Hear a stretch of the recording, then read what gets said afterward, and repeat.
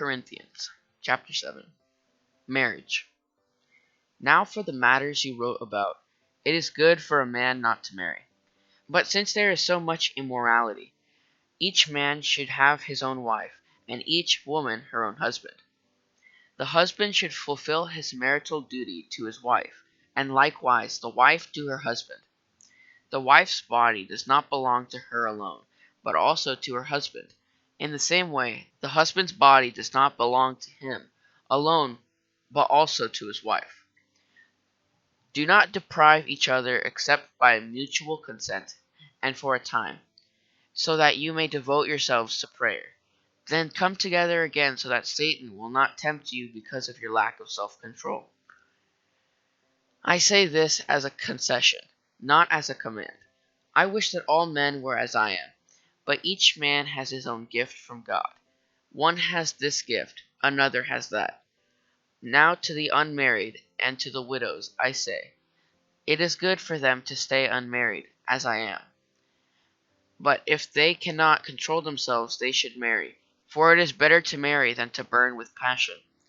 To the married I give this command, not I, but the Lord. A wife must not separate from her husband, but if she does, she must remain unmarried or else be reconciled to her husband. And a husband must not divorce his wife. To the rest I say this, I, not the Lord. If any brother has a wife who is not a believer and she is willing to live with him, he must not divorce her. And if a woman has a husband who is not a believer and he is willing to live with her, she must not divorce him. For the unbelieving husband has been sanctified through his wife, and the unbelieving wife has been sanctified through her believing husband. Otherwise your children would be unclean, but as it is, they are holy. But if the unbeliever leaves, let him do so. A believing man or woman is not bound in such circumstances. God has called us to live in peace. How do you know, wife, whether you will save your husband? Or how do you know, husband, whether you will save your wife?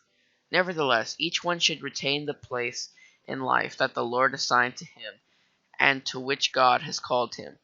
This is the rule I lay down in all the churches. Was a man already circumcised when he was called? He should not be uncircumcised. Was a man uncircumcised when he was called? He should not be circumcised. Circumcision is nothing, and uncircumcision is nothing. Keeping God's commands is what counts. Each one should remain in the situation which he was in when God called him.